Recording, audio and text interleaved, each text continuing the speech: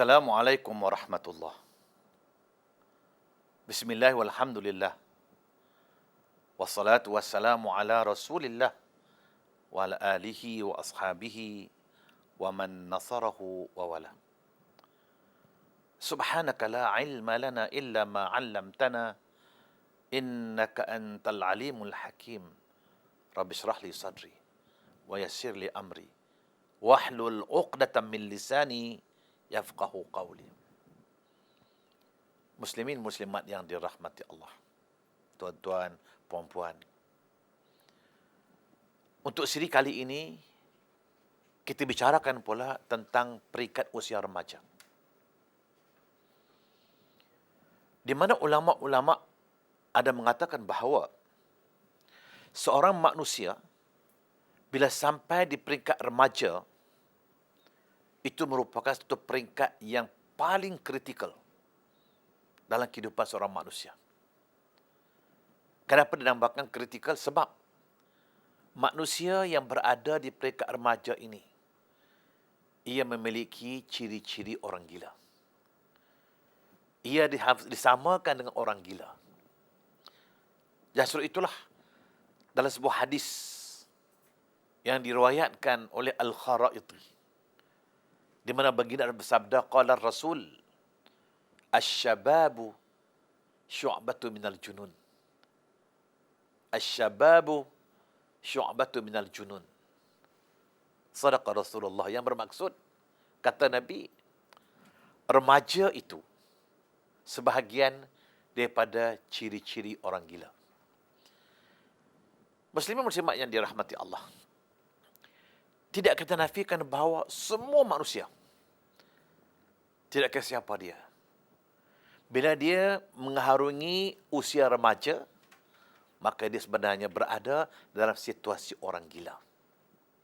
Cuma sejauh manakah kegilaannya, sejauh manakah dia tonjolkan watak-watak gilanya, maka ia ada hubung kait dengan takdib dan tarbiyah sebelum ini. Mungkin kalau kita takdib masa dia bayi, kita tarbiyah masa dia kanak-kanak, mungkin bila masuk dia remaja, walaupun gila, tetapi ciri-ciri gilanya dia dapat kawal. Minta maaf tuan-tuan, kalau saya katakan semua orang yang mengalami proses usia remaja, dia mesti gila. Tuan-tuan pun pernah gila. Saya pernah gila. Saya tidak menafikan masa saya remaja, sekarang orang tua dah, tetapi saya pernah jadi remaja. Maka saya akui bahawa semasa saya remaja, saya juga gila. Sebagai contoh saya katakanlah, mungkin masa saya remaja dulu, masa di peringkat remaja, saya tahu saya gila. Satu contoh yang amat nyata, saya masih ingat masa saya remaja. Masa itu, Masya Allah, tuan-tuan, umur 15 tahun, 16 tahun, 17 tahun, itu tengah remaja tang-tang. Masa itulah saya gila. Apa gilanya? Saya masih ingat, kita masa itu pergi sekolah, tuan-tuan. Sekolah pula sekolah putih. Pergi sekolah pakai seluar kaki panjang. Pergi sekolah pakai seluar kaki panjang. Yang panjang kaki, yang pendek seluar. Balik sekolah, buka seluar, buka baju. Yang luar buka, dalam buka, ganti pakai kain. Kebetulan satu ketika, musim main gasing. Maka saya pun main gasing. Remaja. Bila main gasing ni tuan-tuan, tuan-tuan faham main gasing. Main gasing ni, belah tangan pegang tali, belah kiri pegang gasing. Pakai kain, pergi main gasing, lawan main gasing. Bila tengah-tengah main gasing, tuan-tuan, bila main-main, kain terasa longgar. Bila kain terasa longgar, tangan kanan pegang tali, tangan kiri pegang gasing, macam mana nak buat? Habis, bila terasa banyak kain longgar, gulung aja. Lawan gasing lagi. Terasa kain longgar, gulung lagi. Lawan lagi. Kain terasa longgar, gulung lagi. Lama-lama, gulung punya gulung, semua kain itu bergulung. Habis semua kain bergulung, seluar dalam tak ada. Gasing lawan lagi. Bayangkanlah, itu gila namanya itu. Itu saya. Kalau tuan-tuan macam mana tak tahulah. Maka sebab itu saya katakan bahawa Setiap remaja, dia mengalami situasi orang gila. Lepas tu kita lihat kita hari ni. Anak-anak muda kita hari ni, remaja kita hari ni. Terkadang perangainya, tingkah lakunya, tindak tanduknya, ada unsur-unsur persamaan dengan orang gila. Seperti rambut panjang. Biasa rambut panjang dia orang gila aja. Sebab siapa berani potong rambut dia? Kena 3 bulan gila, 3 bulan tak potong rambut, tak panjang rambut dia. Tiba-tiba kita pun biar rambut panjang. Tak gila. Kadang-kadang cakap seorang-seorang. Orang tak ada, manusia lain tak ada, cakap seorang-seorang. Biasa cakap seorang-seorang, orang gila aja. Terkadang pakai seluar koyak. Dikoyak-koyak, beli seluar elok dikoyak-koyak kan, ditebuk-tebuk kan. Dirambu-rambu kan. Biasa pakai seluar koyak, orang gila aja. Bahkan terkadang remaja kita hari ni dia boleh buat benda-benda yang orang gila pun tak boleh buat. Maknanya ada remaja kita hari ni perangai dia lebih teruk daripada orang gila. Apa tidaknya? Cuba tuan-tuan tengok kadang-kadang. Tak tahulah kalau di Bandaraya Kuala Lumpur mungkin ada. Kita dapat lihat bagaimana seorang remaja, anak muda naik motosikal. Naik motosikal malam-malam, gelap-gelap, tutup lampu, pecut laju-laju, menerak atas motor tu. Astagfirullahalazim. Saya rasa kalau orang gila nampak, orang gila geling kepala. Orang gila kata, aku tak boleh buat benda macam ni. Itu maknanya, remaja hari ini sampai peringkat lebih teruk orang gila. Apakah dalam situasi yang begini, kita nak taklim mereka? Nak bentuk peribadi mereka? Oh, tak usah. Sudah terlewat. Sebab kalau sampai peringkat ini, sampai peringkat berani menerap atas motor yang laju, bawa motor rempit, itu maknanya sudah silap asuhan sejak awal. Mungkin silap masa dia bayi tak ditakdibkan. Mungkin silap masa dia kanak-kanak tak ditarbiahkan. Sampai remaja, maka perangainya lebih teruk daripada orang gila. Walau bagaimanapun, kita tak nak bicarakan masalah remaja yang gila. Cuma kita nak bicarakan bahawa sampai peringkat remaja, peringkat di mana dia merupakan manusia yang ditaklifkan. Diberati dengan perintah dan suruhan. Muslimin muslimat yang dirahmati Allah. Bila seorang manusia sampai ke peringkat remaja, atau yang diistilahkan dengan peringkat usia baligh, atau disebut orang Melayu kata berakal baligh, maka pada ketika itu sampai ke peringkat di mana dia ditaklifkan. Apa arti taklif? Dan perkataan taklif ialah mukallaf. Apa arti mukallaf? Mukallaf ialah seseorang yang diberati dengan perintah suruhan dan larangan. Dia terikat dengan perintah suruhan, dia kena sembahyang, dia kena puasa, dia kena begini. Dan dia juga terikat dengan perintah larangan. Tak boleh buat ini, tak boleh buat ini. Kalau sebelum itu, dia tak sembahyang pun tak apa. Selagi dia belum balik, tak puasa pun tak apa. Bila masuk peringkat taklif, maka dia diberati dengan perintah-perintah suruhan. Dia wajib sembahyang, dia wajib puasa, diharamkan buat itu, diharamkan buat ini. Maka sebab itulah, manusia yang memasuki peringkat remaja, maka dia perlu diberi faham tentang apa itu taklif. Beritahu pada dia yang dia tu sudah masuk peringkat mukallaf. Peringkat di mana dia diwajibkan mengerjakan segala perintah-perintah suruhan dan dia diwajibkan meninggalkan perintah-perintah larangan. Maka sebab itulah Allah sebut dalam ayat dalam surah Al-Baqarah ayat 286 contohnya.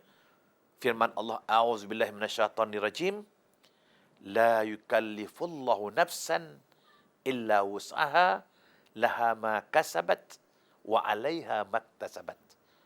Sadaqallahul azim.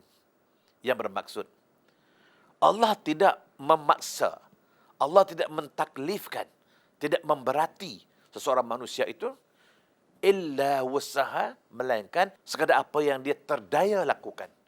Maka itu namanya taklif. Laha ma kasabat.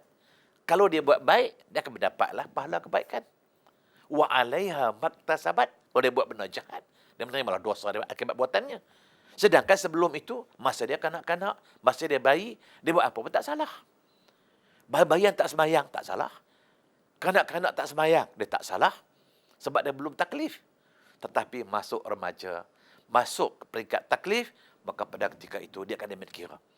Kalau dia semayang, dia dapat pahala.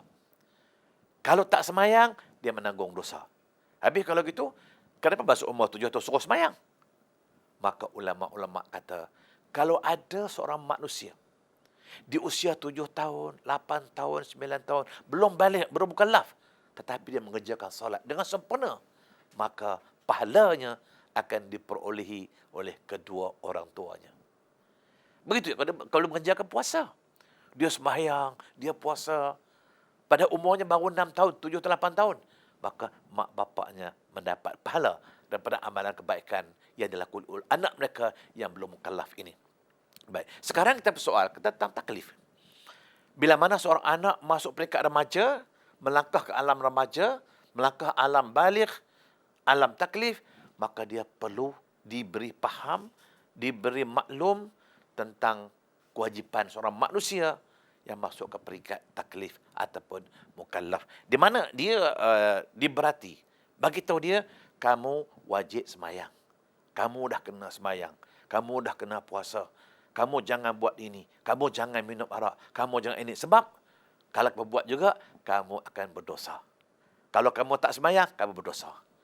Kalau kamu buat benda baik, kamu dapat pahala. Itulah yang dikatakan taklif ataupun mukallaf. Muslimin muslimat yang dirahmati Allah. Bila mana kita bicarakan soal taklif, iaitu sesuatu yang diberati, sesuatu yang dipertanggungjawabkan, supaya mereka faham yang mereka bertanggungjawab untuk melaksanakan perintah Allah Subhanahu Wa Taala dan Rasulnya. Maka sebab itu, anak-anak yang masuk ke peringkat taklif, maka mereka perlu diberitahu. Perlu dimaklumkan apa yang sepatut mereka lakukan, apa yang tidak sepatut mereka melakukan. Yang pertama sekali, ialah memberitahu mereka bahawa mereka berada di peringkat usia di mana mereka dikehendaki supaya mematuhi segala perintah Allah. Apa yang Allah suruh buat, maka mereka kena buat. Apa yang Allah larang jangan buat, maka mereka jangan buat. Dengan pengetahuan ini, dengan pemberitahuan ini, supaya mereka tahu, supaya mereka berasa bertanggungjawab di atas titah perintah Allah SWT, mana yang kena buat, mana yang patut buat. Jadi pertama sekali, ialah mematuhi segala titah perintah Allah, sama yang melibatkan suruhan maupun yang melibatkan larangan. Ini kewajipan ibu bapa. Ibu bapa kena beritahu. Satu. Yang kedua, ialah wujudkan suasana perhubungan yang baik di antara anak yang melangkah masuk ke alam taklif, alam baligh atau alam remaja ini, ialah untuk melahirkan hubungan yang baik bersama Allah dan bersama manusia. Hubungan dengan Allah kena baik, hubungan sama manusia kena baik, dan hubungan sesama makhluk termasuk alam persekitaran. Ini penting. Sebab hidupan kita ni tuan-tuan, Allah sebut dengan firman, A'udzubillahi minasyaitonirrajim. Duribat alaihimudz zillatu aynama suqifu illa bihablin minallah wa hablin minan nas. Sadaqallahul azim. Yang bermaksud, mereka akan ditimpa kehinaan. Mereka akan ada dalam keadaan hina. Aynama suqifu, di mana jua mereka berada. Tak kira di masjidkah mereka, di rumahkah mereka, di pasarkah mereka, di jalan rayakah mereka, mereka tetap dianggap hina. Illa kecuali bihablim minallah, bila mereka sambung hubungan mereka dengan Allah, apa yang Allah suruh buat, dia buat. Apa yang Allah larang, dia tidak buat. Satu. Dan yang keduanya, wahablim minan nas, hubungan sesama manusia. Artinya, dalam hidup kita ini, bermula saat kita mukallaf, maka pertama sekali ialah kita kena memperelokkan hubungan kita dengan Allah. Dan yang kedua, hubungan sesama manusia. Dan kita mesti ingat bahawa dalam konteks melakukan hubungan ini, tidak ada arti kalau seorang hanya melakukan hubungan yang baik dengan Allah, dia semayang tak berhenti-berhenti, dia puasa, wirid, zikir, Sembahyang tahajud, i'tikaf di masjid, pendek kata dengan Allah, tak ada masalah. Tetapi dengan manusia, dengan isteri di rumah dia bermusuh, dengan anak-anak di rumah dia bersengkita, dengan jiran dia bergaduh, dengan orang lain dia bermusuh, dengan orang lain tak ambil kisah, maka dia juga dianggap sebagai manusia yang hina. Satu. Yang kedua, begitu juga kalau dia hubungan yang baik sama manusia, Masya Allah, dengan manusia dia baik, hubungan kejiranan dia baik, dengan keluarga dia baik, semuanya baik. Orang kata baguslah dia ni, tapi tak pernah sembahyang. Sembahyang tak pernah, sujud sama Allah tak pernah. Hina juga. Maka sebetulnya konteks ini, kita kena bagi faham anak-anak kita. Bagi faham mereka yang melangkah masuk ke alam balik ini, ke alam taklif ini, ialah hubungan yang baik dengan Allah dan hubungan yang baik sesama manusia. Bahkan hubungan sesama keadaan persekitaran. Sebagai contoh, kita kata hari ini kadang-kadang ada orang dengan Tuhan dia baik. Dengan manusia dia baik. Dengan alam sekitar dia tidak baik. Apa hubungan dia dengan alam sekitar? Seperti mencemarkan tempat yang bersih, campak sampah dalam sungai, vandalism, rosak barang itu, rosak barang ini, musnah pokok sana, musnah pokok sini, rosakkan barang itu, rosak barang ini, telefon dirosakkan, telefon kadang-kadang public, telefon dicabut je wayar itu, tak ada arti juga. Naik lift, masuk lift tu bawa kita naik turun nak bangun tinggi, dicontengnya, dicalakannya, ditekan-tekan nomornya sampai rosak. Ini vandalism. Maka sebab itu kita akan bagi faham anak-anak kita hubungan dengan alam sekitar. Kita kena jaga kebersihan, jangan mencemarkan alam sekitar, jangan merosakkan benda-benda atau harta-harta awam. Maka dikatakan bahawa kita akan bagi faham anak-anak kita, khusus di peringkat remaja, tentang hubungan dengan Allah, hubungan dengan manusia, dan hubungan alam persekitaran. Subhanallah. Ini tuan-tuan sebenarnya kita kena fahamkan manusia, fahamkan anak-anak kita, fahamkan remaja-remaja kita tentang hubungan tiga penjuru ini. Hubungan dengan Allah, hubungan dengan manusia, dan hubungan dengan alam sekitar. Dan yang ketiga, kalau boleh, di peringkat melangkah masuk alam taklif ini, kita galakkan mereka supaya melakukan amal makruf dan nahi mungkar. Apa dia amal makruf? Bukan saja kita galakkan dia buat benda baik, tapi kita beri gesaan kepada dia supaya dia menyuruh orang lain buat baik. Supaya dia bercakap perkawarakan dia, buatlah benda baik. Nahi mungkar, melarang kemungkaran. Bukan larang dia saja, tapi kita minta dia membiasakan diri. Dia tak buat jahat, dia tak buat mungkar, dan dia cakap pada kawan-kawan dia, tak usah buat benda yang tidak baik. Proses amal ma'ruf, nahi mungkar ini sepatut wujud dalam kehidupan setiap insan. Allah sebut dengan firman, ya a'udzubillahi minasyaitanir rajim, wal takum minkum ummatun yad'un ila khair wa ya'muruna bil ma'ruf wa yanhauna 'anil munkar. Shadaqallahul azim. Yang bermaksud, hendaklah ada sebahagian kamu, satu umat, satu kumpulan manusia, yad'un ila khair, yang serta menyeru ke arah kebaikan. Bila konsep menyuruh kebaikan ini, konsep dakwah ini ialah al-amru bil ma'ruf wan nahy 'anil munkar. Itu suruh orang berbuat baik dan melarang orang melakukan mungkar.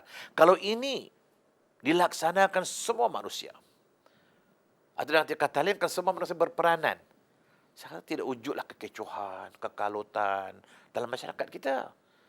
Jadi yang masalah hari ini dalam masyarakat kita ada kisah tak peduli. Menggunakan konsep jangan jaga tepi kain orang. Ini masalah. Tapi kalau semua manusia berperanan, masuk peringkat taklif, beri dia peranan, ajak manusia buat baik, larang manusia buat jahat. Kalau tengok anak-anak jiran kita buat benda yang tak senonoh, buat benda tak baik, kita kena tegur, cakap dia ni salah. Tapi kadang-kadang hari ini pun tuan-tuan, kalau tegur anak jiran, Masya Allah, bermusuhlah dengan bapaknya, bermusuhlah dengan jiran kita. Saya akan katakan, ini urusan keluarga kami, kamu tak berhak masuk campur tangan. Ini yang masalah.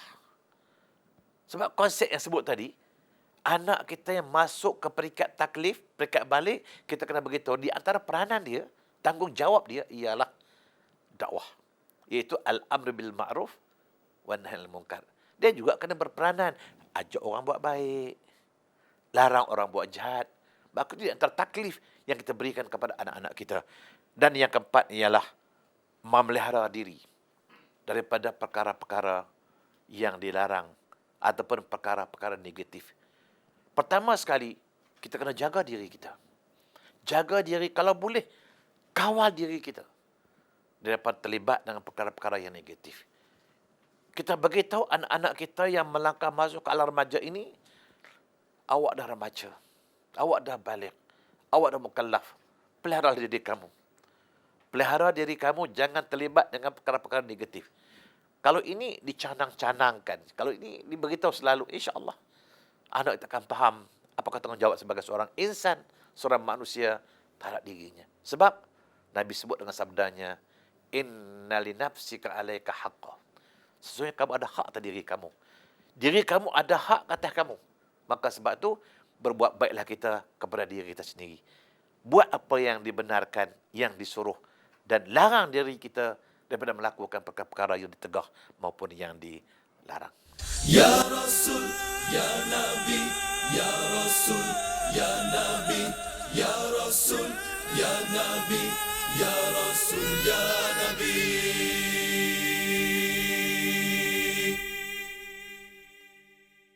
Sallallahu ala Muhammad, sallallahu alaihi wasallam, sallallahu ala Muhammad, sallallahu alaihi wasallam, sallallahu ala Muhammad, sallallahu alaihi wasallam, sallallahu ala Muhammad, sallallahu alaihi wasallam.